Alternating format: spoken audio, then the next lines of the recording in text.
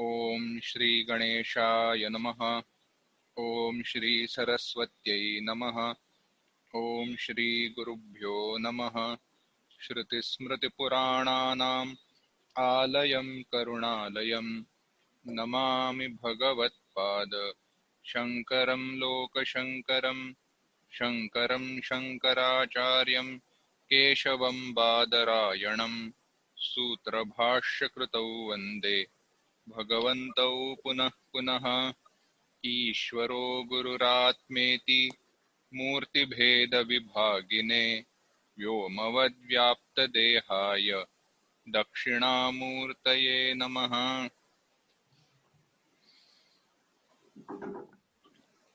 योऽन्तः प्रविश्य मम वाचमिमां प्रसुप्तां सञ्जीवयत्यखिलशक्तिधरस्वधाम्ना अन्यांश हस्तचरणश्रवणत्वगादीन् प्राणान् नमो भगवते पुरुषाय तुभ्यम्।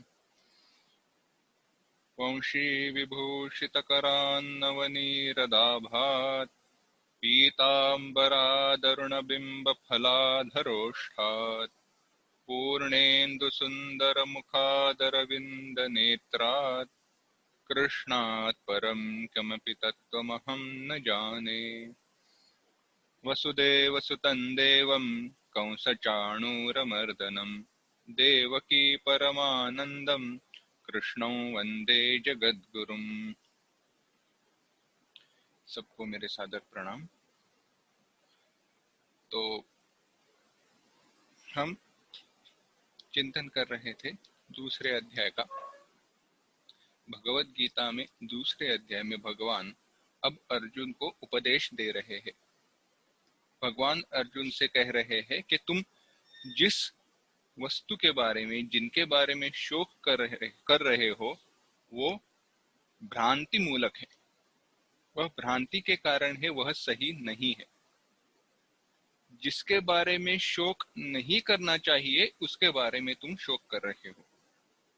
और इसके बारे में हमने चिंतन किया था। हमने देखा था कि जो भी हमारी कठिनाई है, दुविधा है, उसका समर्थन अगर हम तर्क के साथ कर रहे हैं, कोई लॉजिक लगाकर कर रहे हैं और समझ रहे हैं कि मेरी कठिनाई, मेरी दुविधा सही है, सत्य है, तो उस दुविधा को दूर करने का एक ही उपाय है तत्व का ज्ञान। कोई भी तर्क को अगर तर्क के द्वारा निश्चित किए गए विचारों को अगर दूर करना है तो तत्व का ज्ञान आवश्यक है। यह हमने चिंतन किया था। और उस तत्व ज्ञान के बारे में अब भगवान अर्जुन से उपदेश कर रहे थे। एक फिर से पूर्वावलोकन करते वक्त हमें ये देखना चाहिए कि अर्जुन ने भगवान का शिष्यत्व स्वीकार किया है। भगवान, मैं आपका शिष्य बना हूं, आप मुझे सिखाइए, आप मुझे बताइए सही क्या है। पर एक बात है भगवान, मैं युद्ध करना नहीं चाहता। माफ करना जरा, एक मिनट।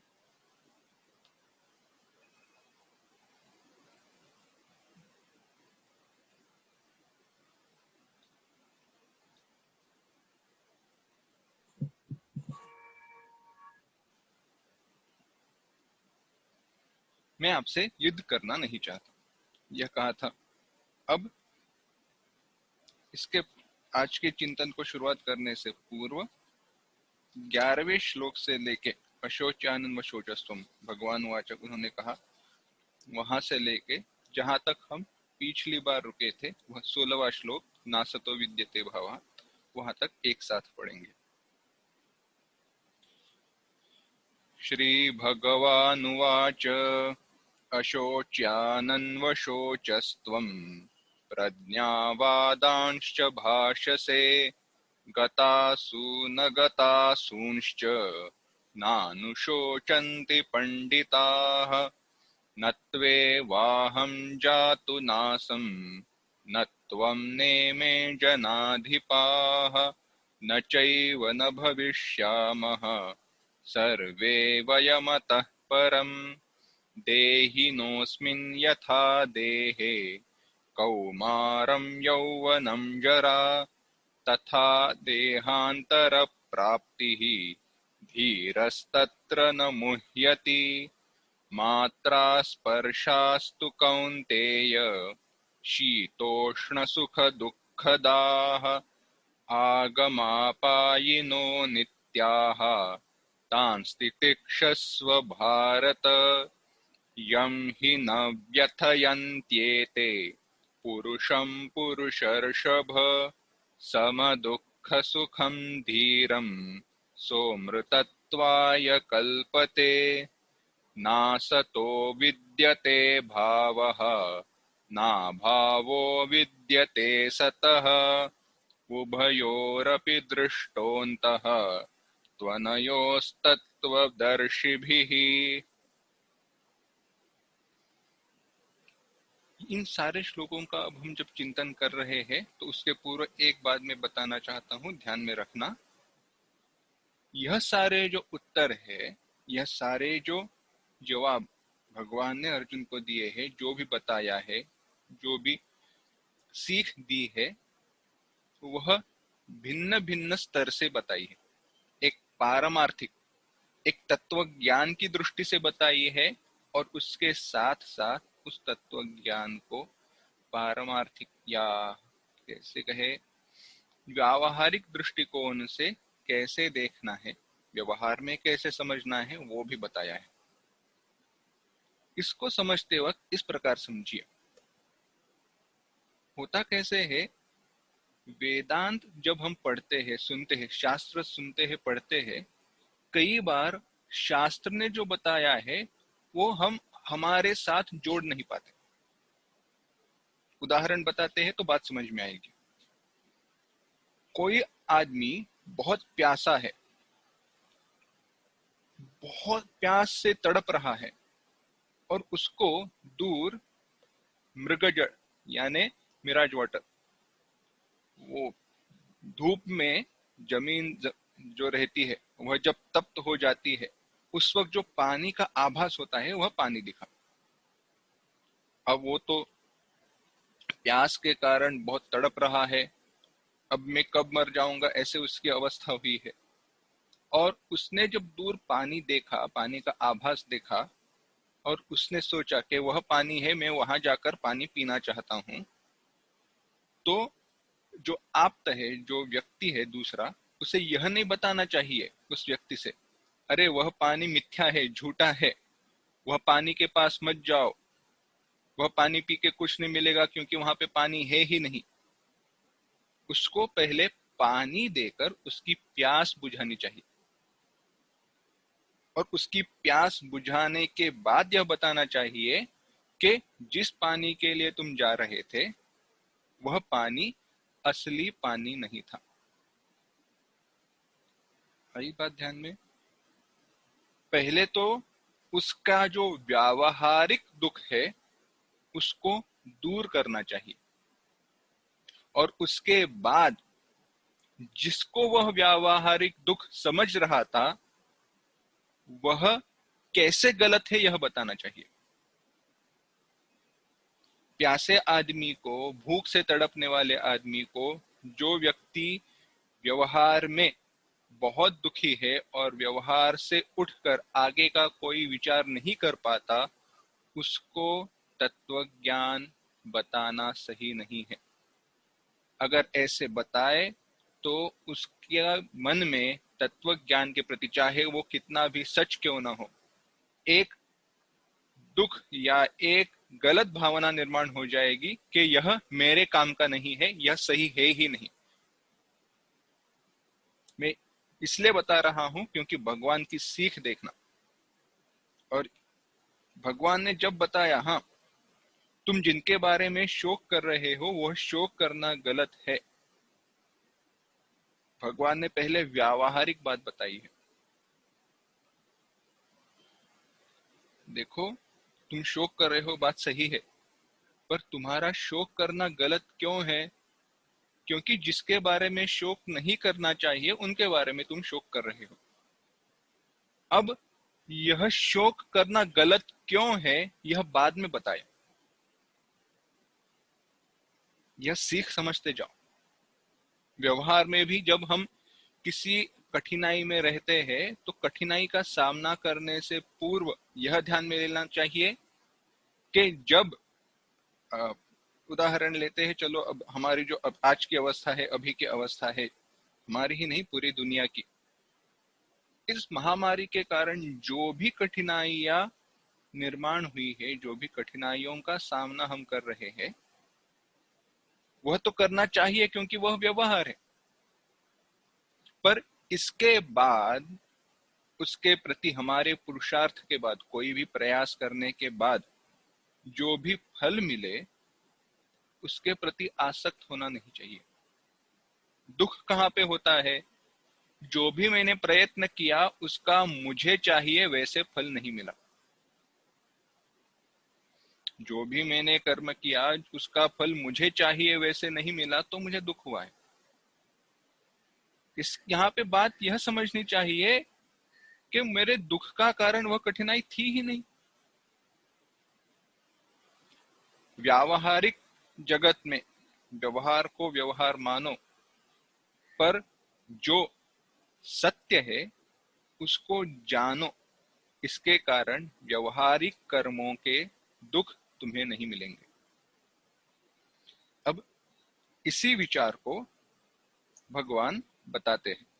पहले पारमार्थिक दृष्टि से बताते हैं और बाद में व्यावहारिक बात बताते हैं। 17वां श्लोक देखना। अविनाशी तो तद्विद्धि ये न सर्वमिदं ततम्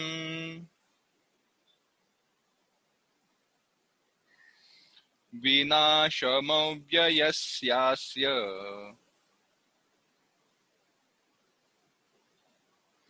न कश्चित् कर्तुमर्हति। एक साथ। अविनाशी तु तद्विद्धि येन सर्वमिदं ततम् विनाशमव्ययस्यास्य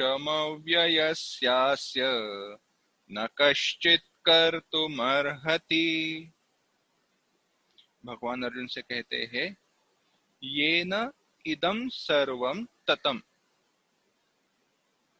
जिसके कारण यह संपूर्ण जगत, और या जिससे यह संपूर्ण जगत व्याप्त है, तत् वह अविनाशी तु विद्धि, वह अविनाशी है ऐसे जानो। और अस्य अव्ययस्य, और यह जो अव्यय है, विनाशम कर्तुम न कश्चित अर्हति, विनाश करने का सामर्थ्य किसी के पास नहीं है। जो अव्यय है यानी जिसका व्यय नहीं होता, जो अविनाशी है यानी जिसका कोई विनाश नहीं होता, उसका विनाश करने में कोई समर्थ नहीं होता। हम कहते हैं ना, हीरा, हीरा ऐसा कठिन पदार्थ है जो कभी टूट नहीं सकता, पर हीरे को भी जब उसके ऊपर डिजाइन वगैरह बनाया जाता है तो उसको तो काटा ही जाता है ना, हीरा काटने वाले होते हैं। तो चाहे कोई भी वस्तु व्यवहार में, व्यावहारिक जगत में कितनी भी अविनाशी क्यों ना हो, कोई ना कोई ऐसा हेतु है जिसके कारण उसका विनाश या व्यय निश्चित है। पर यह, अब ये किसके बारे में कह रहे हैं देखना। भगवान ने कहा अविनाशी।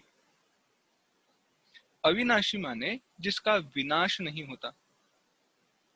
अब विनाश माने क्या? मजे की बात देखना, हमने ये सारे शब्द कितनी बार सुने रहेंगे।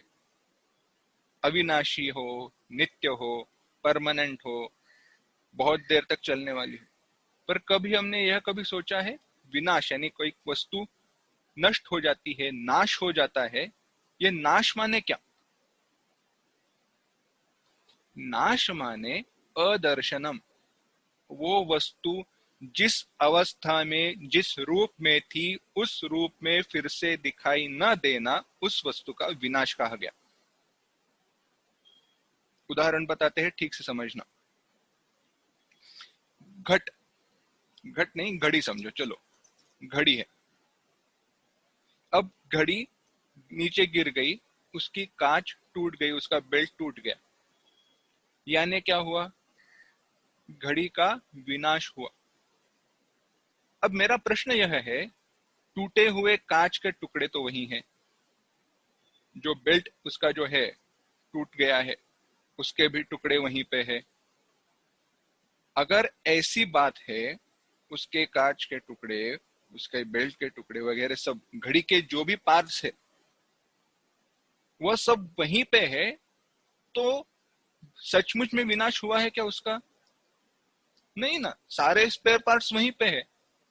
पर जिस आकार में जिस रूप में वह घड़ी थी, जिसका मेरे लिए उपयोग था, वह नष्ट हुआ, उसका दिखाई देना बंद हुआ।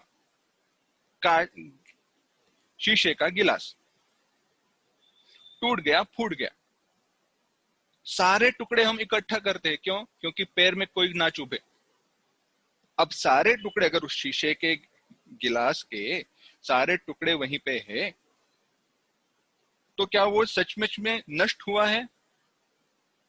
क्योंकि सारे वह कण जिनसे वो गिलास बना था वो तो अभी हमारे पास है ना, पर फिर भी गिलास का हम विनाश मानते हैं, क्यों?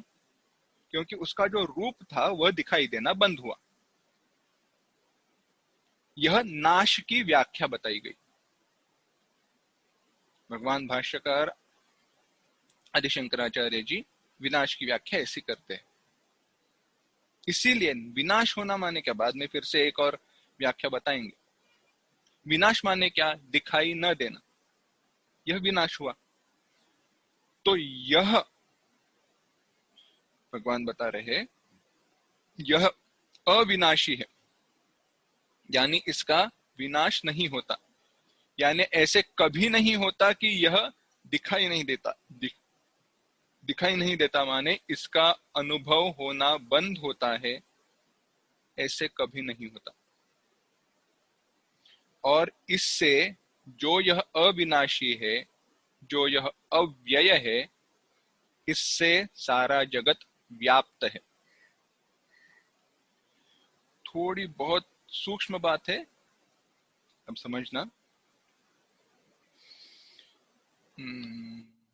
हाँ, चलो उदाहरण बताते हैं, बाद में सिद्धांत की तरफ आएंगे। कांच का गिलास का हमने उदाहरण लिया था ना। अब उस कांच के गिलास में अंदर हवा है ना। अगर जो हवा जो है ना कांच के गिलास में, क्या कांच के गिलास के टूटने पर हवा टूटती है? नहीं, हवा कैसे टूटती नहीं है? क्यों नहीं टूटती? क्योंकि हवा व्यापक है। हवा हवा से वह गिलास व्याप्त है, परवेडेड। हवा से वह गिलास व्याप्त है, इसलिए गिलास के टूटने पर भी हवा टूटती नहीं है। यह एक स्तर हुआ, यानी हमें एक नियम मिला, जो भी व्यापक है, वह जो भी व्याप्य है, व्याप्त है, यानी जो भी पूरा भरा हुआ है। जैसे गिलास, गिलास के टूटने पर गिलास को व्यापने वाली हवा टूटती नहीं। ये एक बात हुई।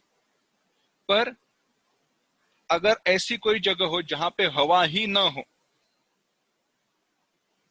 ऐसी जगह जहां पे कोई हवा ही ना हो, यानी हवा का तो नाश हुआ है ना, हवा का विनाश हुआ है, वायु यह जो है उसका विनाश हुआ है। पर उस जगह पर एक चीज है, वह क्या है?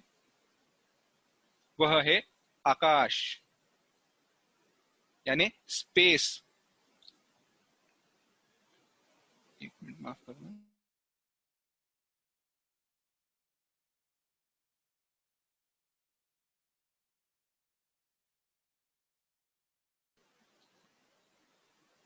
हाँ, एम्प्टी स्पेस, अवकाश जिसको हम कहते हैं ना, वह चाहे उस जगह से हवा निकल जाए, वायु तत्व निकल जाए, पर आकाश तत्व वहां पे रहता ही। यानी आकाश और व्यापक है और नित्य है। पर सृष्टि की प्रलय में जब महाप्रलय हो जाता है और सब कुछ माया या अव्यक्त में लीन हो जाता है, आकाश भी चला जाता है। यानी आकाश का भी विनाश हुआ। पर इन सारे विनाशी तत्वों को व्याप्त करने वाला परमात्मा ब्रह्म, उसका कभी विनाश नहीं होता। स्टेजेस ध्यान में रखना। पहले हमने उदाहरण ध्यान में रखना, तो ब्रह्म क्या है वह पता चलेगा। पानी में, पानी नहीं, शीशे के गिलास में जो भरी हुई हवा है, गिलास टूटने पर जैसे टूटती नहीं, क्यों? क्योंकि वह गिलास से और व्यापक है। वैसे ही जो सारे जगत को व्याप्त करने वाला परमात्मा है, जो ब्रह्म है, उसका कभी भी विनाश नहीं होता। और इससे एक और नियम पता चलता है, जो नित्य है वही व्यापक हो सकता है और वही आधार हो सकता है। पर इससे मेरा क्या लेना देना, हमारा क्या है?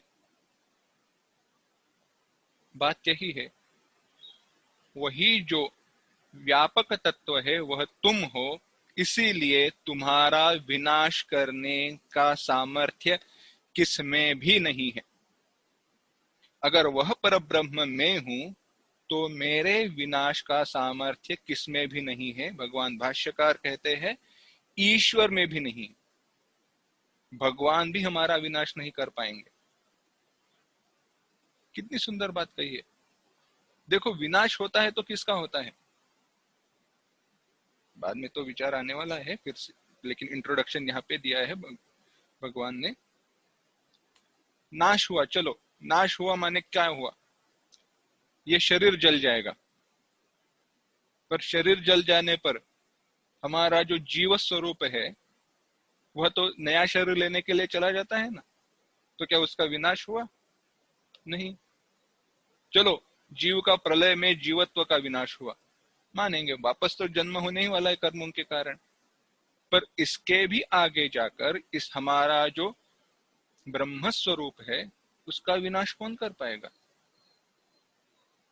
क्योंकि ईश्वर को भी उपाधि है ना माया की, लेकिन ब्रह्म को तो कोई उपाधि है ही नहीं, इसका कोई विनाश कर ही नहीं सकता। बहुत सुंदर बात। तो भगवान अर्जुन से यही कहना चाहते हैं, जिनके विनाश के कारण तुम दुख कर रहे हो, उनका विनाश तो हो ही नहीं सकता। और जिनका विनाश हो रहा है ऐसे तुम सोच रहे हो, उनका विनाश तो निश्चित है, तो उसके बारे में दुख करने की कोई आवश्यकता है नहीं। यही अब यह जो अविनाशी वस्तु है क्या है, विनाशी क्या है, इसके बारे में भगवान अब बता रहे हैं। अंतवंत इमे, 18वां श्लोक, अंतवंत इमे देहाः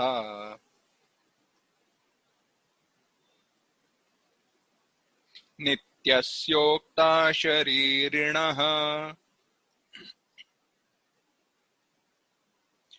अनाशिनो प्रमेयस्य तस्माद्युध्यस्व भारत।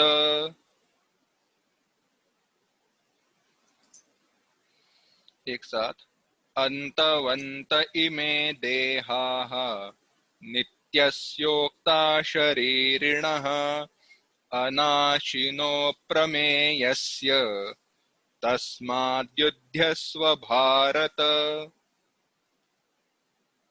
बड़ी सुंदर बात भगवान ने कही। भगवान कहते हैं अस्य अनाशिनः अप्रमेयस्य नित्यस्य, ऐसा जो अनाशिनः अविनाशी है, जो नित्य है, जो अप्रमेय, जिसको अप्रमेय को अप्रमेय ही समझना, बाद में व्याख्या देखेंगे, जो अप्रमेय है, ऐसे शरीरिणः, ऐसे जीवात्माओं का, जीवात्माओं के, जीवों के, इमे देहाः, यह शरीर नाशवान है, अंतवंतः। तस्मात् भारत है अर्जुन, युध्यस्व, तुम युद्ध करो। भगवान कहते हैं अंतवंत इमे देहाः, इमे देहाः अंतवंतः, ये सारे जो देह है ना, वह अंतवंतः, इनका विनाश तो होने ही वाला है। और यह देह किसके है? यह देह है शरीरिणः, जो देह का मालिक है उसके है। पर वह जो देह का मालिक है ना, वह अविनाशी है, अप्रमेय है और नित्य है। इसीलिए तुम युद्ध करो। हुआ ऐसे था, अर्जुन का शोक क्या था? मैं यह भीष्म पितामह, मेरे हमारे गुरु द्रोणाचार्य, हमारे सगे संबंधी, इनको मारने वाला हूं। भगवान बता रहे हैं जिनको मारने वाले हो, माने जिनके शरीर का विनाश होने वाला है, वह शरीर तो नष्ट होने ही वाले हैं। और क्योंकि ये सारे नाम तो उन शरीरों के हैं, और जो इनका जीव स्वरूप है वह तो नष्ट हो ही नहीं सकता, क्योंकि वह नया देह धारण करने वाले हैं। जीव की दृष्टि से देखो तो वह तो अनित्य है, नित्य है, अविनाशी है, अप्रमेय है। और अगर तुम स्थूल शरीर के दृष्टि से देखो तो उनका तुम ना मारो तो भी विनाश होने वाला है, तो दुख क्यों कर रहे हो? इसीलिए मैं युद्ध नहीं करूंगा, यह तुम्हारा निश्चय गलत है, तुम युद्ध करो। भगवान ने कहा देखिए, यह इमे देहाः अंतवन्तः, इन देहों का, देह का विनाश होता है। देह का विनाश होता है माने समझना, नाश दो प्रकार का होता है।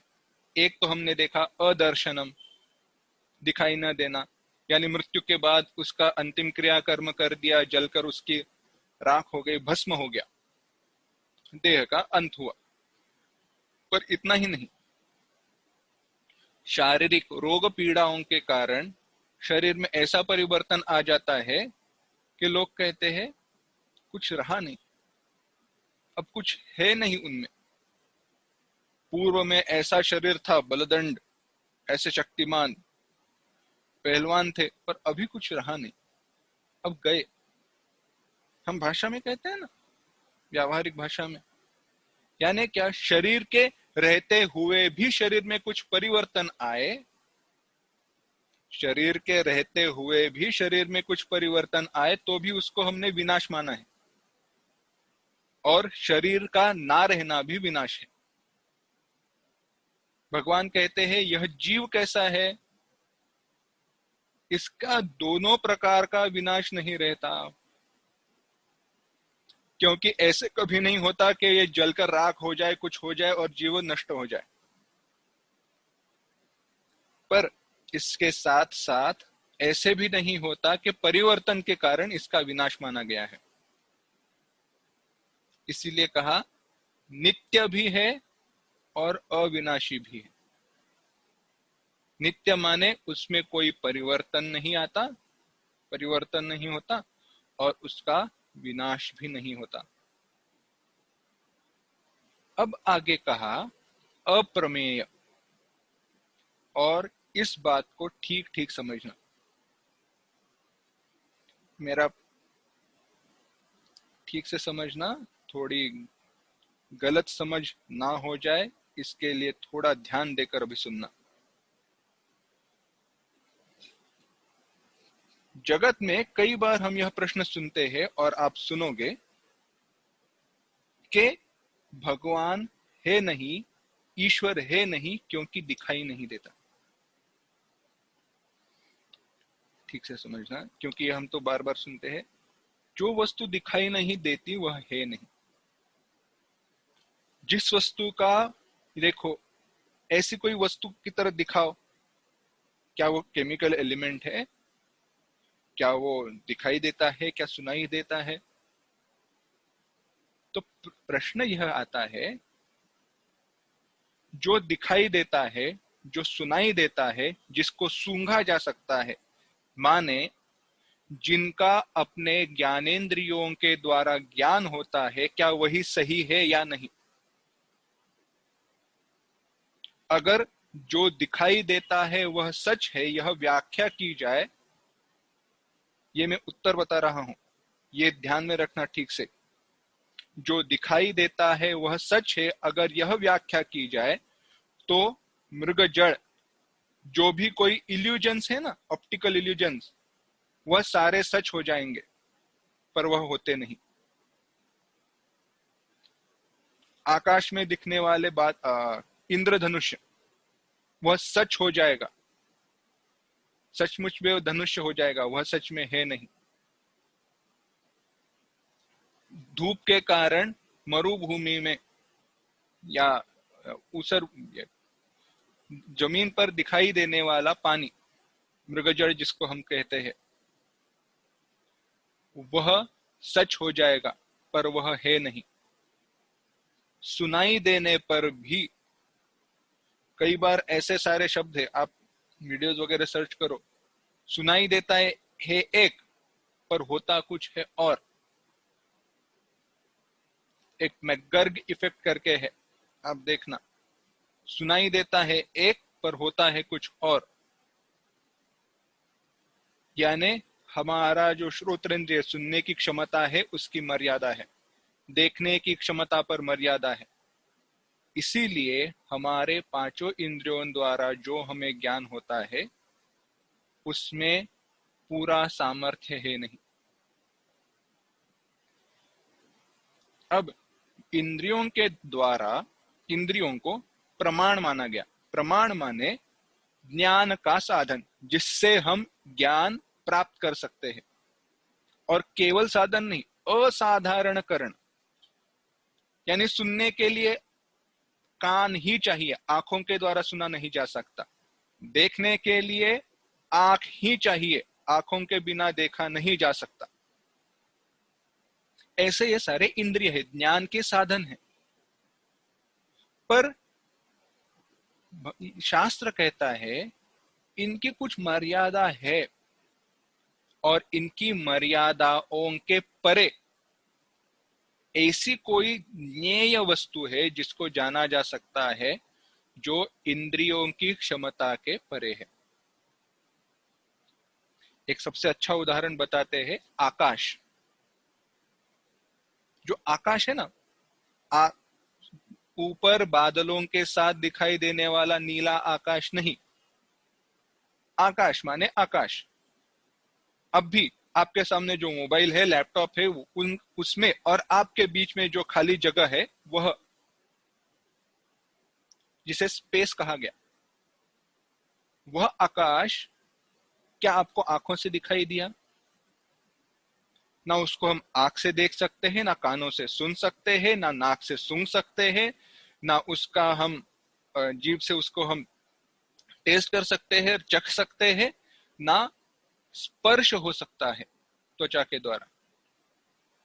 पर फिर भी वह है, यह कैसे जाना? इसीलिए इंद्रियों की ज्ञान के परे भी, इंद्रियों की क्षमता के परे भी ऐसी कोई ज्ञेय वस्तु है, और ऐस परमात्मा, भगवान या ब्रह्म, ऐसे ही होने के कारण उसे अप्रमेय कहा गया। यानी प्रत्यक्ष इंद्रियों के द्वारा या इंद्रियों के द्वारा अर्जित ज्ञान के ऊपर किए गए अनुमान के द्वारा, इन्फरेंस के द्वारा इसको जाना नहीं जाता। तो कैसे जाना जाता है? केवल वेद प्रमाणम, अतीन्द्रिय विषये वेदाः प्रमाणम। जिस वस्तु को इंद्रियों के द्वारा नहीं जाना जाता उसके लिए वेद प्रमाण है। इस प्रमाण का चिंतन बाद में एक जगह पर आएगा, तब हम करेंगे। अभी यहीं पे रुकते हैं क्योंकि हमें आगे भी बढ़ना है। तो भगवान कहते हैं वह अप्रमेय है, और वह अप्रमेय होने के कारण वह है, पर तुम्हारे सामान्य इंद्रियों की क्षमता के परे है। इसीलिए क्या करो अर्जुन, तस्मात् युध्यस्व, वह नित्य है, वह तुम्हारी सारी क्षमताओं के परे है, पर वह नित्य होने के कारण, देह अनित्य होने के कारण, उनका विनाश निश्चित होने के कारण युध्यस्व, तुम युद्ध करो। पर भगवान, बात सही है, युद्ध करना चाहिए, पर मैं इनके शरीर का विनाश करूंगा, इनके शरीर का विनाश हो जाएगा, या इनके द्वारा मेरा नाश हो जाएगा, मेरे शरीर का, यानी कहीं ना कहीं तो पाप कर्म होगा ना, कहीं ना कहीं मेरा कल्याण अकल्याण होने वाला है। तो कृष्ण कहते हैं यही तुम्हारी भूल भी गलत है। क्यों? क्योंकि 19वां श्लोक, य एनं वेत्ति हन्तारम् यश्चैनं मन्यते हतम् उभौ तौ न विजानीतः नायं हन्ति न हन्यते। एक साथ, य एनं वेत्ति हन्तारम् यश्चैनं मन्यते हतम् उभौ तौ न विजानीतः नायं हन्ति न हन्यते। भगवान कहते हैं यह एनम हंतारम वेत्ति, जो हंतारम आत्मानम वेत्ति, जो अपने आप को मारने वाला, हंतारम मारने वाला समझता है, वैसे ही च यश्च यह एनम हतम मन्यते, और यह ऐसा मानता है कि एनम हतम, यह मर गया, उभौ तौ न विजानीता, यह दोनों, जो अपने आप को मारने वाला समझता है और जो यह मर गए ऐसे समझता है, यह दोनों न विजानीता, यह नहीं जानते क्या, नायम हन्ति न हन्यते, मैं मारने वाला नहीं हूं, ना ही मैं मरने वाला हूं। अयम न हन्ति अयम न हन्यते, यह जो आत्मस्वरूप है, ना वो मारने वाला है, ना वह मरता है, ना मारा जा सकता है, पर मैं मारने वाला हूं और यह मरने वाले है, ऐसा जो जानता है वह सचमुच में कुछ नहीं जानता। भगवान ने अब व्यवहार की बात बताई। अर्जुन, तुम तो आत्म स्वरूप हो, तुम तो परमात्मा स्वरूप हो, और परमात्मा स्वरूप असंग है, उसका किसी के साथ कभी संग नहीं होता, और संग ना होने के कारण, वह नित्य होने के कारण, ना वो मारने वाला है, ना वो मारा जाने वाला है। इसीलिए अर्जुन, अगर तुम अपने आप को इन सारे भीष्म इत्यादियों को मारने वाला समझ रहे हो तो वह भी गलत है, और यह मर जाएंगे ऐसे तुम समझ रहे हो तो वह भी गलत है। बताओ अर्जुन, तुम कौन हो? और यह बड़ा कठिन प्रश्न है। हम्म, समझना,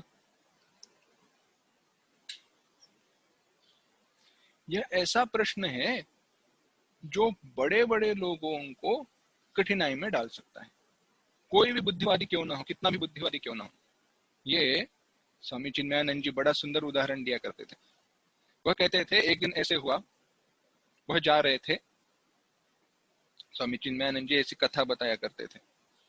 वह जा रहे थे रास्ते से, कहाँ पे जा रहे थे? काशी की तरफ जा रहे थे। तो वहां पे जाते जाते रास्ते में उनको एक मटका मिला। मटका भी ऐसे दौड़े दौड़े जा रहा था। तो उन्होंने पूछा, अरे अरे भाई, कहाँ पे जा रहे हो? तो वो मिट्टी का जो मटका था, उसने कहा, मैं काशी जा रहा हूँ। अच्छा, तुम काशी जा रहे हो? काशी क्यों जा रहे हो? उसने कहा, वहां जाकर मैं ध्यान करना चाहता हूँ। ध्यान लगाना चाहते हो? अच्छी बात है, पर ध्यान क्यों लगाना चाहते हो? नहीं, मैं ध्यान लगाकर जानना चाहता हूँ मिट्टी क्या है। अच्छा, तुम ये जानना चाहते हो ध्यान लगाकर मिट्टी क्या है? तो पहले बेटा ये बताओ, तुम हो कौन? तो उसने कहा, मैं मटका हूँ। अच्छा, पर मैंने यह नहीं पूछा तुम कौन हो। तुम्हारा तो मटका या नाम रूप हुआ, तुम्हारा जो आकार है उसको मटका कहा गया है। तुम हो कौन? तो उसने कहा, मैं दही जिसमें रखा जाता है वह मटका हूँ। तो कहा, मैं यह नहीं पूछ रहा हूँ तुम में क्या रखा जाता है, मैं पूछ रहा हूँ तुम कौन हो। मटके ने कहा, मैं बनवारी लाल का मटका हूँ। अरे मैंने यह भी नहीं पूछा तुम किसके मटके हो, मैं पूछ रहा हूँ तुम कौन हो। मैं मटका हूँ। अब बताओ, हम तो हंस रहे हैं, पर यह बताओ, मिट्टी और मटका कितने दूर है? कितना भेद है उनमें? अरे उस मिट्टी का ही तो वह मटका बना है। मिट्टी उस मटके का स्वरूप है। क्या मटके के फूट जाने के बाद भी, नष्ट हो जाने के बाद भी, क्या मिट्टी और मटका इनको अलग कर किया जा सकता है? नहीं। मटका फूट जाएगा पर मिट्टी कभी खत्म नहीं होगी, कभी उसका विनाश नहीं होगा। तो इस प्रकार जो यह आत्मा है जिसने यह शरीर को धारण किया है, उस आत्मा का कभी विनाश नहीं हो सकता। चाहे नष्ट सारा शरीर हो जाए, सारी उपाधियां नष्ट हो जाएगी, हमारा आत्म स्वरूप, परमात्मा स्वरूप नष्ट नहीं होता। भगवान यही कह रहे हैं, जो तुम्हारा स्वरूप आत्मा है, ना उसका कभी विनाश होता है, ना कभी वह मारने वाला होता है। विनाशमव्ययस्यास्य न कश्चित कर्तुमर्हति। अर्जुन, तो यह जानो, ना तुम मारने वाले हो, ना तुम मरने वाले हो। इसीलिए जो पाप पुण्य की बात तुमने की है वह तुम्हें लागू नहीं होती।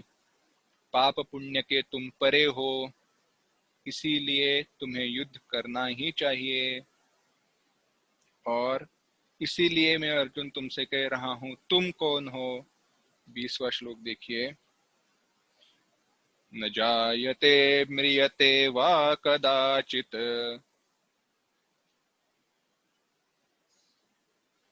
नायं भूत्वा भविता वा न भूयः।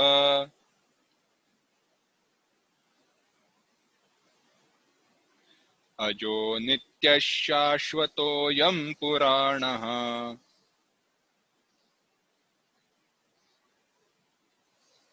न हन्यते हन्यमाने शरीरे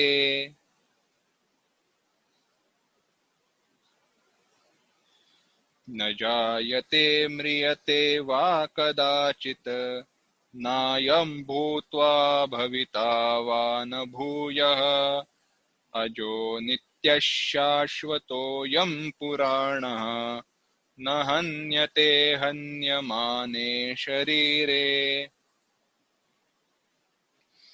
भगवान ने कहा, न जायते, जिसका जन्म नहीं होता, न म्रियते, इसकी कभी मृत्यु नहीं होती, नायम भूत्वा, यह उत्पन्न होकर, भूत्वा उत्पन्न होकर, भविता वा न भूयः, पुनः यह उत्पन्न होकर भविता, फिर से उत्पन्न होने वाला, न भूयः, ऐसे नहीं होता। क्यों? क्योंकि अजो नित्यः, यह अज है, जिसका जन्म नहीं, नित्यः, वह नित्य है, शाश्वतः, यह शाश्वत है, अयम, यह, पुराणः, यह पुराण है। पुराण माने पूरा अपि नव, जो पुराना है फिर भी हर क्षण नया है, पुराण। और न हन्यते हन्यमाने शरीरे, शरीर के विनाश होने पर भी यह न हन्यते, इसका विनाश नहीं होता। यह आत्मा, यह क्या है? कठोपनिषद में इसका मूल मंत्र आता है, वहां पे आया है, न जायते म्रियते वा विपश्चित नायम कुतश्चिन्न बभूव कश्चित। यहाँ पे आया है, नायम भूत्वा भविता वा न भूयः, कोई विशेष फर्क नहीं है। आत्मा क्या है वह बता रहे हैं।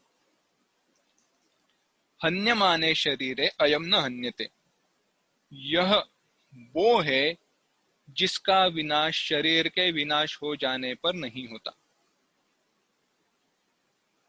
क्यों? क्योंकि यह अज है, अजन्मा है, यह नित्य है, यह शाश्वत है, यह पुराण है। कैसे है? एक शब्द का अर्थ है, देखते हैं। कोई भी वस्तु जन्म लेती है माने क्या? जन्म होना माने क्या? जो विनाश है उसकी विरुद्ध व्याख्या होगी। विनाश की व्याख्या अगर हमने देखी थी, अदर्शनम, दिखाई न देना, अगर विनाश है तो दिखाई देना जन्म है। जो वस्तु पहले दिखाई न दे रही थी, अब दिखाई देने लगी तो उसका हुआ जन्म। जब तक दिखाई दे रही है तो उसकी हुई स्थिति, और जब उसका दिखाई देना बंद हुआ तो उसका हुआ विनाश। उदाहरण बताते हैं, मिट्टी का गोला। मिट्टी के गोले से जब मटका बना तो मटके का जन्म हुआ। जब उसी मिट्टी के ढेले को जब तोड़कर फिर से मिट्टी का गोला बना दिया तो उसका हुआ विनाश। यानी दिखाई देना, दिखाई देने की शुरुआत होना, इंद्रियों के द्वारा ग्राह्य होना, इंद्रियों के द्वारा दिखाई, उसके उसका ज्ञान उपलब्ध होना हुआ उत्पत्ति, और दिखाई देना खत्म होना हुआ विनाश। पर इसके बीच में और भी कोई अवस्थाएं हैं। 6 विकार बताए गए। अस्ति,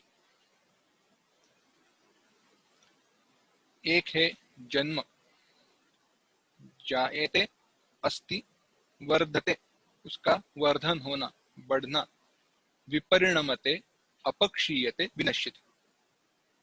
तो इन बातों को बाजू में रखते हैं, बाकी कोई बड़ी बात नहीं है, ये विकारों ही को ही बताया गया है। अब कैसे है? यह अजन्मा, इसका जन्म नहीं है, इसीलिए जिसका जन्म नहीं है उसका विनाश भी नहीं है, और इसका ना जन्म है ना विनाश है, इसलिए बीच की जो अवस्थाएं है, जो विकार वगैरह है, यह भी इसमें नहीं है। ऐसा जो कोई है वह आत्मा है, क्योंकि क्षय विनाश केवल शरीर का ही होता है।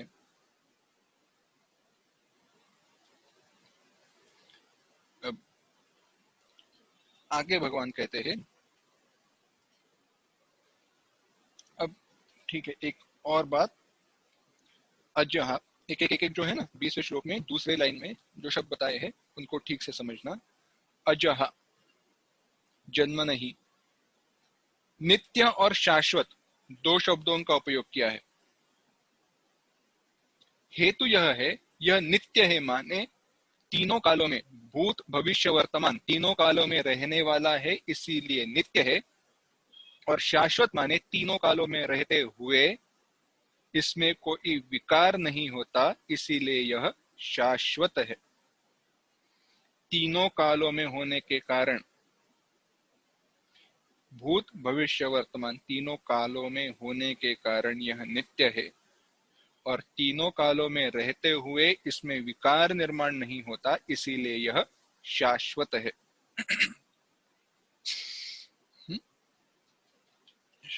पुराण, यह पुराण है, यानी पुरा अपि नव, एक जैसे ही रहने वाला, इसीलिए इसमें विनाश नहीं है। आगे देखना 21वां श्लोक। वेदा विनाशिनम नित्यम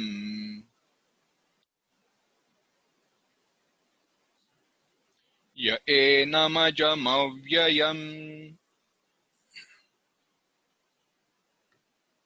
कथं स पुरुषः पार्थ कं घातयति हन्तिकम्।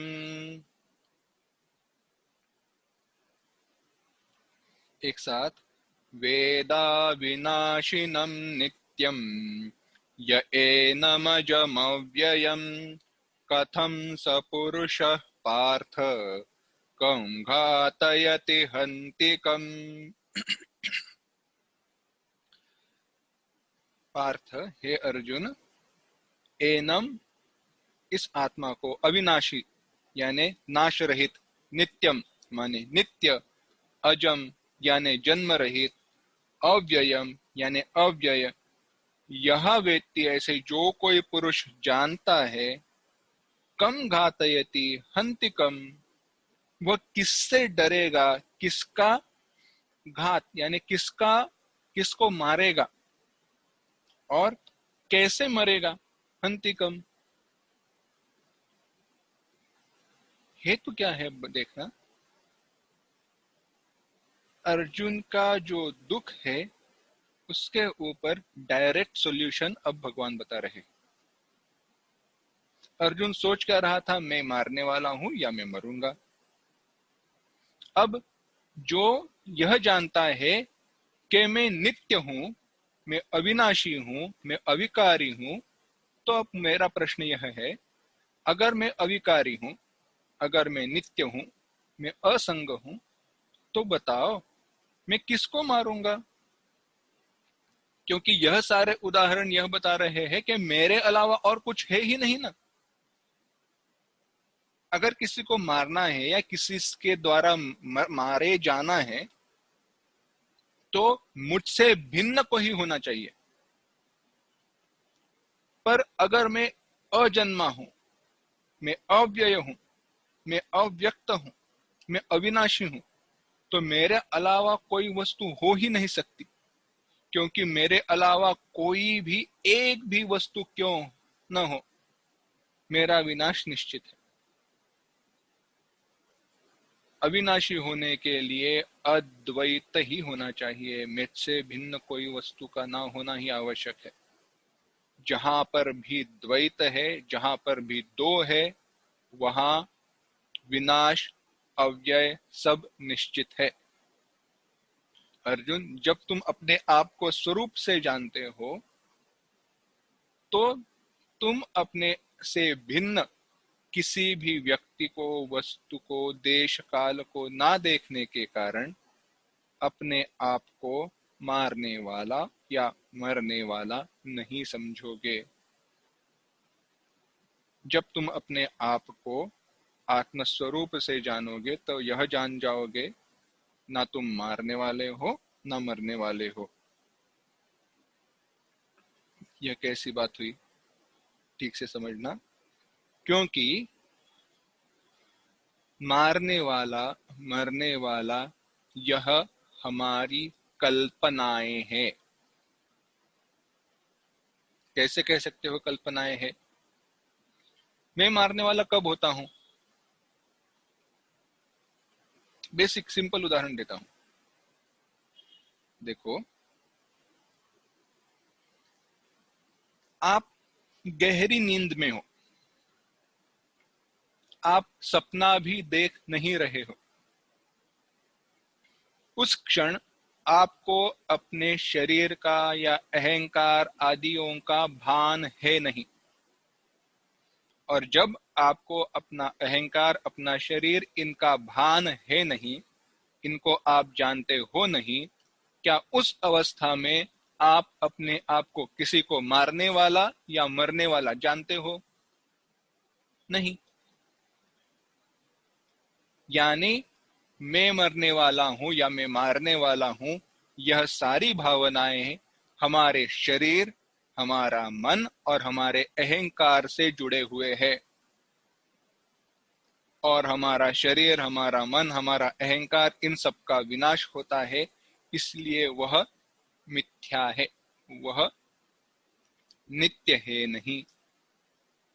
और अगर वह नित्य है नहीं तो मैं मारने वाला हूं और मैं मरने वाला हूं, यह मेरी कल्पनाएं हुई। क्योंकि वो मेरे शरीर से जुड़ी हुई है। उदाहरण बताते हैं, चलो। अब टीवी पे या अपना मूवी थिएटर में आप मूवी देखते हो,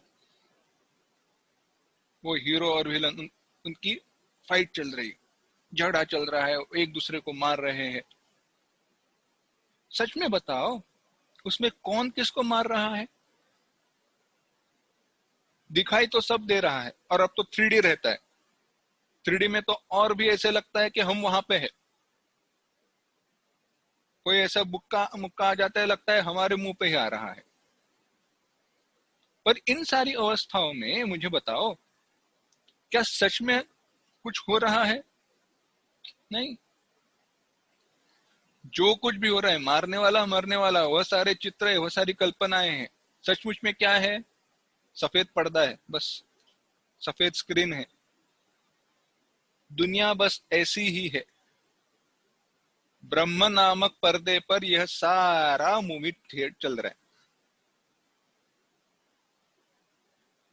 अगर सबसे बड़ा मूवी प्रोड्यूसर कौन है तो वो भगवान है। और इसमें भी सबसे मजे की बात देखो, थोड़ा एक लाइटली देखते हैं इस दुनिया की तरफ। ये मूवी ऐसा है जिसमें हर पात्र ने, हर कैरेक्टर ने अपना स्क्रिप्ट लिख के भगवान को दिया है। मैंने कहा, भगवान मुझे अगले जन्म में ऐसे ऐसे चाहिए, क्या? ऐसे ऐसे पिता होने चाहिए, ऐसे ऐसी माता होनी चाहिए, ऐसा ऐसा मेरा जन्म होना चाहिए, इतना पैसा होना चाहिए, ऐसी नौकरी होनी चाहिए, ऐसी पत्नी होनी चाहिए। कब लिख के दिया? पिछले जन्म में जो हमने कर्म किया था उसके साथ हमने स्क्रिप्ट लिख दिया। और भगवान भी इतने होशियार है कि इतने सारे करोड़ों, जिनकी गिनती नहीं की जा सकती, उन सारे जीवों की स्क्रिप्ट इकट्ठा की और उनको ऐसे जोड़ दिया कि एक ऐसे मूवी चल रहा है, पता ही नहीं चलता यह स्क्रिप्ट जोड़ दी गई है। सब स्क्रिप्ट हमने लिख के दिए भगवान को। हमारे जीवन की जो स्क्रिप्ट है ना, हमने भगवान को लिख के दी है। तो भगवान को दोष ना देना। भगवान मुझे ऐसे ही क्यों किया, मुझे ऐसे ही क्यों हुआ, मुझे इतना। और मजे की भी बात देखो, इसमें भी जब कोई दुख होता है तो ही हम भगवान को बोलते हैं भगवान मुझे दुख हुआ, पर खुशी हुई तो यह क्यों नहीं कहते भगवान तुम्हारे कारण मुझे खुशी हुई। खुशी हुई मेरे कारण, दुख हुआ भगवान के कारण। यह क्या न्याय है? ऐसे नहीं चलता। ये एक बड़ा सुंदर, कई साल पहले बड़ा सुंदर प्रवचन सुना था। उतना प्रवचन मुझे याद नहीं, कुछ थोड़ी बातें समझ में आई थी क्योंकि तब तो वेदांत पढ़ा भी नहीं था, पर उसका जो विषय था वह बड़ा सुंदर था। यह जगत एक नाटक है, नौटंकी। The world is a play. हम ये स्टेज पर देखते हैं ना, वैसा सारे पात्र आते हैं, अपने अपने कर्मों के अनुसार अपना अपना स्क्रिप्ट पढ़ते हैं, अपनी अपनी भाषा बोल देते हैं, एक दूसरे के साथ बात करते हैं, चले जाते हैं, बस और कुछ नहीं। उसमें सत्यता का अंश अणुमात्र भी नहीं है। और अगर इस दृष्टि से देखो जगत के पास, जगत, तो बड़ा आनंद हो जाएगा। और उसके आगे की बात कहता हूं, जो मेरी आदत है। ये उदाहरण शायद पहले बताया रहेगा, जिनको पता है उनको पता है। देखो होता कैसे है, आगे क्या होगा इसकी हमें इच्छा होती है जानने की, सस्पेंस। मैं बताता हूँ, इस सस्पेंस को ही हटा दो। कैसे हटा दें? चलो अब अभी बात चलती है ना कि अरे बहुत अच्छी मूवी आई है, देखो ये ऐसे है वैसे है। अगर मूवी देखने की आपकी मन में इच्छा हो और आपको पता है वहां पे जाने के बाद मैं एक ज्यादा पैसा खर्चा करने वाला हूँ, मुझे वह इच्छा नहीं है, पर मूवी में क्या हुआ वह तो जानना है। कुछ नहीं, इंटरनेट के ऊपर जाओ, सर्च करो, वहां पे मूवी की स्टोरी मिल जाती है, स्टोरी पढ़ दो। स्टोरी पढ़ ली, सस्पेंस खत्म। जब सस्पेंस खत्म तो दिखने की इच्छा खत्म। ऐसे ही जगत के सारे सस्पेंस को, इस जगत को जान दो तो जगत में, जगत के लिए जो रहा हुआ सस्पेंस है वह खत्म। कब रहा? बचा क्या? भगवान की लीला है, भगवान कुछ भी कर सकते हैं, या जान लिया, थोड़ा अनुभव कर लिया, सारी बातें खत्म। योग वासिष्ठ में तो बहुत सुंदर बात की है, यह तो बात है ही। वहां पे तो कहा है जीवन मुक्त जो है, जिन्होंने परमात्मा की लीला को प्रत्यक्ष जाना है, जो भगवत स्वरूप का हो गए हैं, ब्रह्म स्वरूप हो गए हैं, ऐसे जो जीवन मुक्त महात्मा है, उनको कभी विस्मय, आश्चर्य नहीं होता। आश्चर्य नहीं होता माने क्या? उदाहरण क्या दिया है? अपि शीत रुचावर के सुतीक्ष्णे पिंदु मंडले अधो प्रसरत्यग्न्यौ जीवन मुक्तो न विस्मय। सूर्य आकाश में प्रखरता से ताप देने वाला सूर्य जो है, वह सूर्य भी अगर वह सूर्य भी अगर शीतल, अपने अपने क्या कहते हैं, चांद की तरह शीतल हो जाए, ठंडक देने लगे। सूर्य क्या दे रहा है? ठंडक दे रहा है। चांद क्या कर रहा है? चंद्रमा उष्णता, ऊष्मा दे रही है। अग्नि, अग्नि की ज्वालाएं तो ऊपर जाती है ना, वह अगर नीचे भी जाने लगे, फिर भी ऐसी अवस्था होने पर भी जीवन मुक्त को आश्चर्य नहीं होता। हाँ? और चलने दो, भगवान की लीला है, कोई आश्चर्य नहीं। होता ऐसे है कि ये कैसे हो रहा है यह जानने की इच्छा हो जाए, हम फंस गए। और यह जो हमारे जानने की इच्छा है, इसको अगर किसी ने अच्छे से पकड़ा हो तो टीवी पर सीरियल बनाने वालों ने पकड़ा है, मैं बताता हूं आपको। बस सास ने कुछ कह दिया, बहू ने कुछ सुन दिया, उतने में एक एपिसोड खत्म। आगे क्या, इसके ऊपर पूरी सीरियल चलती है, बस कुछ नहीं। क्या होने वाला है, ऐसी जो एक नए जानने की इच्छा है ना, यही हमारे विनाश का कारण है। अरे इन सबको जानकर क्या करने वाले हो? इन सबको जानने के कारण ही तो अर्जुन मोह में हो गया, गिर गया था। मैं अपने सगे संबंधियों का विनाश करने वाला हूँ, अगर मैं इनको मारूंगा हम मरे जाएंगे, बाद में धर्म का क्या होगा, धर्म की रक्षा होगी या ना होगी, यह दूसरी बात है। हम सोचते हैं कि धर्म की रक्षा करने वाले हम हैं, और अगर ऐसे हम सोचते हैं तो हमारे जैसा दूसरा मूर्ख है नहीं। बड़े सुंदर एक उदाहरण सुना था। एक हुआ ऐसे कि भगवान शिव जी और पार्वती जी कैलाश में बैठे हुए थे। कैलाश में बैठे हुए बातें चल रही थी, तो पार्वती माता ने बताया, भगवान देखो पृथ्वी पर क्या चल रहा है, ये सारी महामारी चल रही है, लोग तड़प रहे हैं। भगवान, हाँ चलने दो ना। भगवान तो आप कुछ करोगे नहीं? अरे मैं करूँ तो मैं क्या करूं? वह जो आदमी है वही कहता है मैं इस दुनिया को सुधार सकता हूं, तो सुधारने दो। उसको लगता है मैंने दुनिया बनाई है, मुझे पता ही नहीं है इस दुनिया को कैसे सुधारना है। अगर उसको लगता है वह दुनिया को सुधार सकता है तो सुधारने दो, मैं क्यों कष्ट करूं? है उसके पास सामर्थ्य, करने दो। अब बताओ, इस दुनिया को कैसे चलाना है, यह हमें अच्छे तरह से पता है या भगवान को पता है? भगवान को पता है। और इसके भी आगे की बात, अगर हम कुछ अच्छा कर्म करके दुनिया को सुधार भी दे, यह सुधार जो है वह हमने अपने बुद्धि से किया या भगवान ने दी हुई बुद्धि से किया?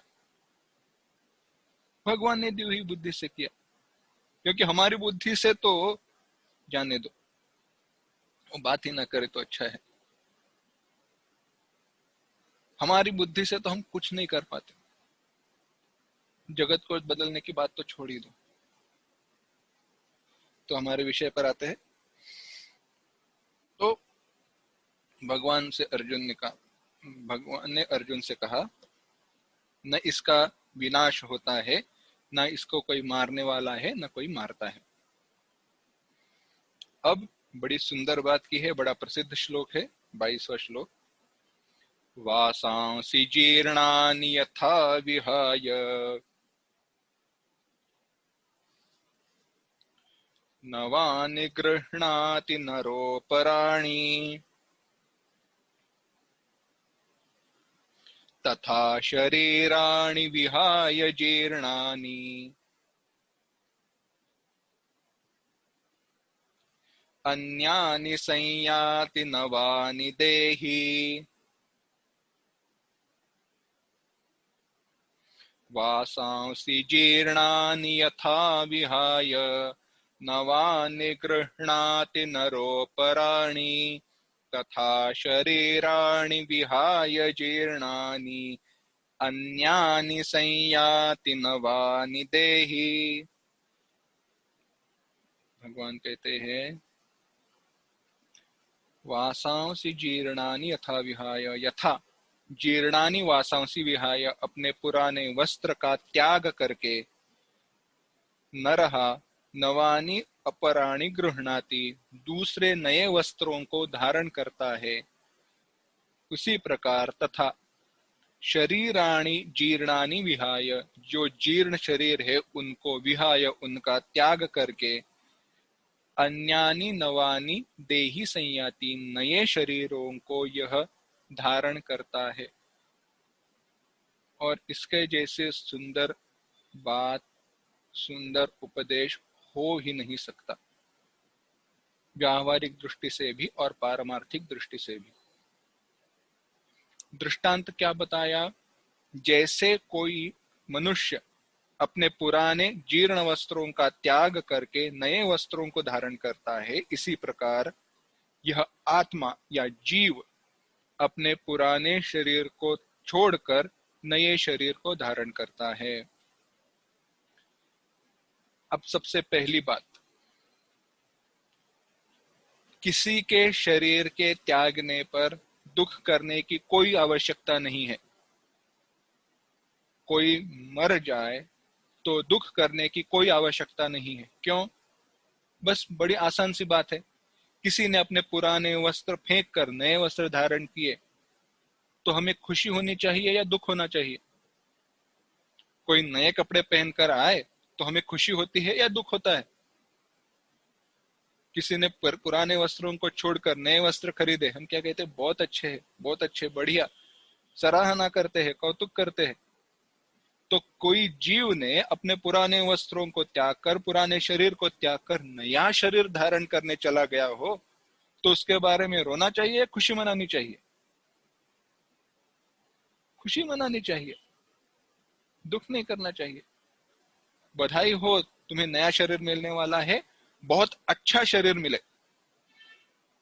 इसके लिए प्रार्थना करो। दूसरी बात, चलो शरीर पुराना है, फेंक दिया, उसके बारे में क्या हमने दुख करना चाहिए? पुराने कपड़ों को ऐसे ही हम फेंक देते बिना सोचे,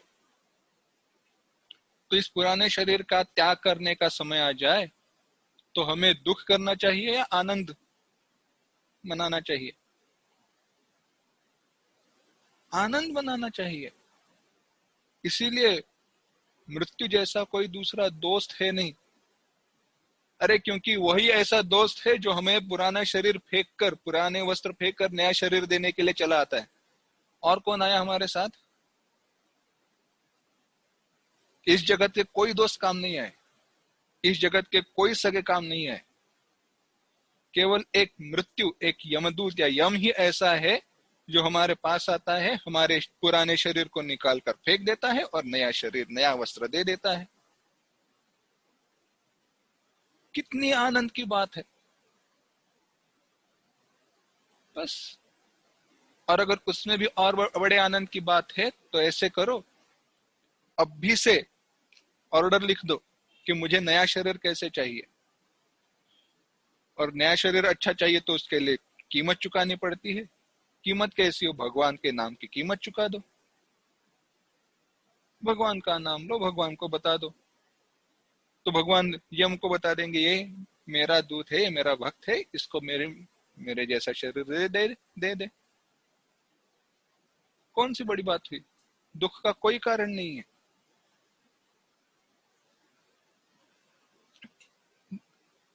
और अब ये समझते हैं कि नया शरीर लेना और पुराने शरीर का त्याग करना क्या है। हमने तो जीव जीव जीव वगैरह सब सुना है, पढ़ा है। कैसे है? जब वेदांत में विचार किया गया, 3 शरीरों को माना है। एक है स्थूल शरीर, एक है सूक्ष्म शरीर और एक है कारण शरीर। डिटेल में व्याख्या नहीं बताऊंगा, आसान से बताता हूं। जिस शरीर को सारे लोग देख सकते हैं वह है स्थूल शरीर। माने अब यह जो मेरा रंग और रूप है, इसको आप सब देख सकते हो और सब एक जैसा देखते हो, इसलिए यह जो शरीर है वह हुआ स्थूल शरीर। पर जो मैं सोच रहा हूं, जो मेरी समझ है, जो मेरे विचार है, इनको केवल मैं देख सकता हूं, आप में से कोई देख नहीं सकता। यह जो मेरा मन, बुद्धि, चित्त, अहंकार युक्त अंतःकरण है, वह है सूक्ष्म शरीर। और इन सूक्ष्म शरीर और स्थूल शरीर का जो भी कारण है, अगर आसान भाषा में कहना है तो अपने स्वरूप का अज्ञान, अपने ब्रह्म स्वरूप का अज्ञान, वही कारण शरीर है। जब मैं इस शरीर का त्याग करता हूं तब पंच महाभूतों से या पंचीकृत पंच महाभूतों से बना हुआ यह स्थूल शरीर नष्ट हो जाता है। पर मेरा इस जन्म का मन बुद्धि चित्त अहंकार, यह जो सूक्ष्म शरीर है, यही अगले जन्म में नया शरीर धारण करता है।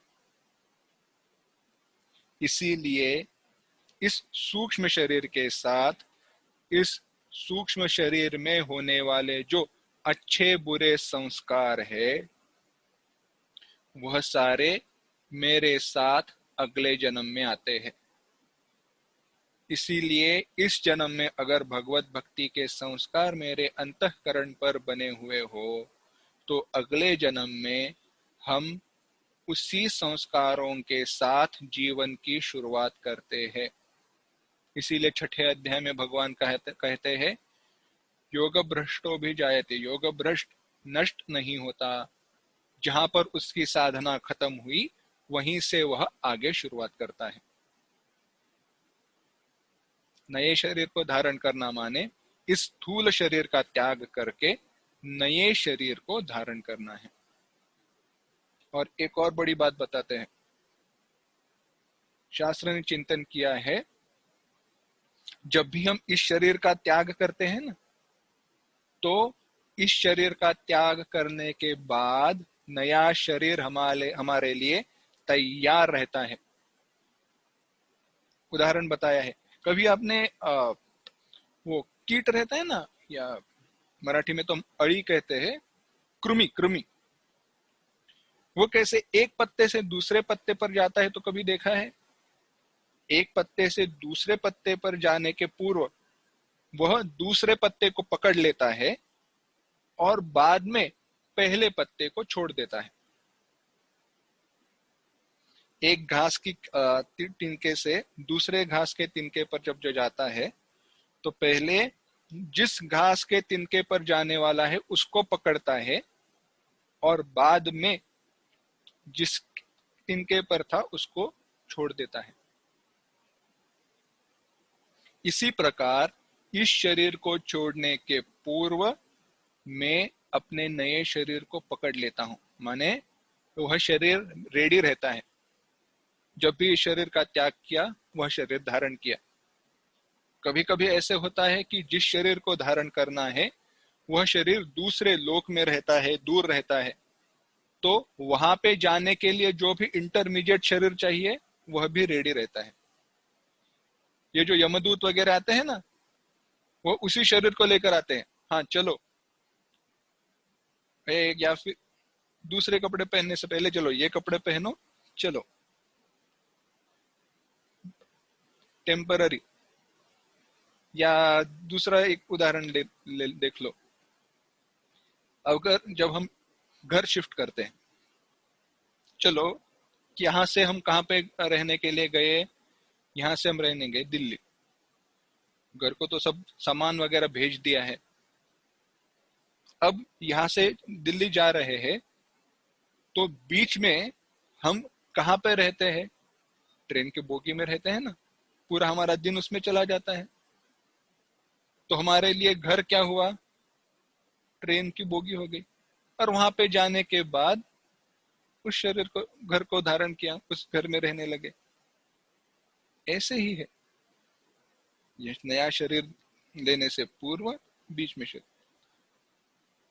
पर एक महत्व की बात,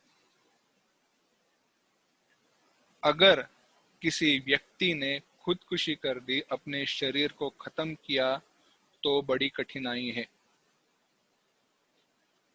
हमारे गुरुजी ने कहा कि जिस व्यक्ति ने आत्महत्या की हो, खुदकुशी की हो, उसके बारे में अच्छा बोलना भी पाप है, क्योंकि आत्मा, अपने आप को मारना सबसे बड़ा पाप माना गया है। ब्रह्म हत्या से भी बड़ा पाप क्या है? अपने आप की हत्या करना, खुदकुशी करना। क्यों? क्योंकि यह शरीर अब हमारा नहीं है जिसका हम नाश कर सके। ये भगवान का दिया हुआ है, यह इसके ऊपर हमारा कोई अधिकार नहीं है।